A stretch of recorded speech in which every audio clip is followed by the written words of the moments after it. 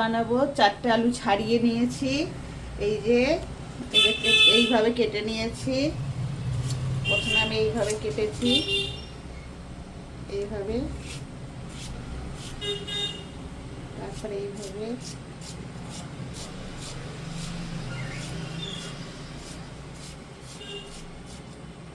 কাটা আমার হয়ে গেছে।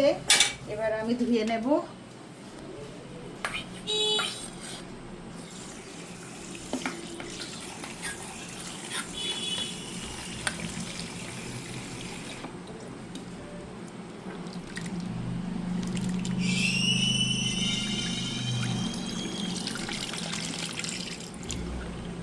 ভালো করে দুবার ধুয়ে নেব এটা, তাহলে আলুর যে রঙের যে কষটা পুরো পরিষ্কার হয়ে বেরিয়ে যাবে।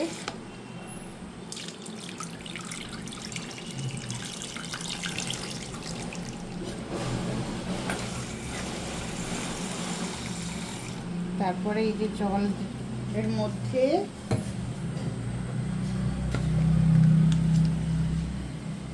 এতে 1 চামচ নুন দিয়ে দিলাম, দিয়ে এটা এবার 15 মিনিট ভিজিয়ে রাখবো। 15 মিনিট ভিজবে।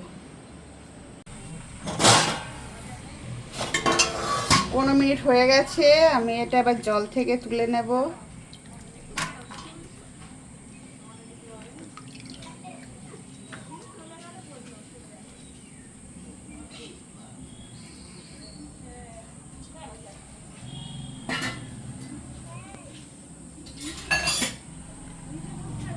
এবার 1 চামচ ময়দা, নুন দিয়েছিলাম এই জন্য নুন আর দেব না। একটু ঝাল ঝাল করে খাবো তো, ঝাল কম খেলে ঝাল কম, আমরা একটু ঝাল বেশি খাই, এই জন্য একটু বেশি দেবো। 1 চামচ কর্নফ্লাওয়ার, মুচমুচে হবে তাহলে।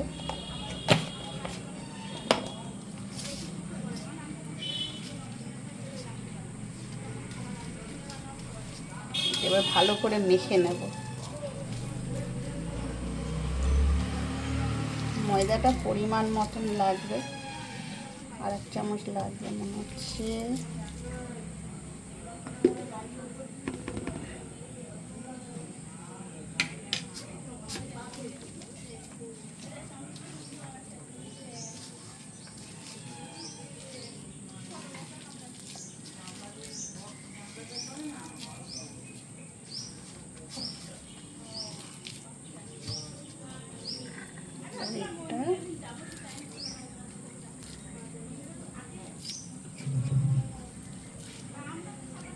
বর পাশ থেকে বলছে ছোট ছোট করো, তাহলে বেশি হবে, গুমটিতে ভাগে সবাই বেশি খেতে পারবে।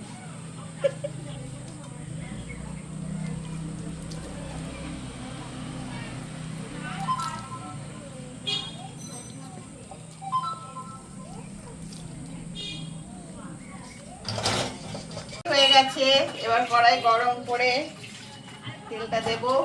হাতটা ধুয়ে নি ভালো করে।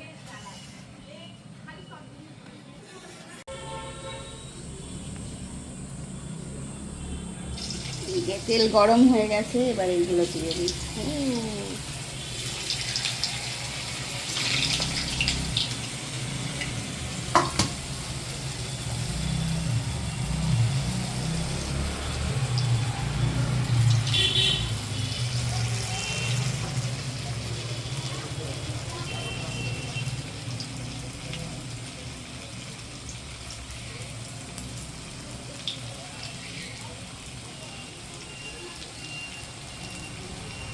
গরম গরম আলু ভুজিয়া।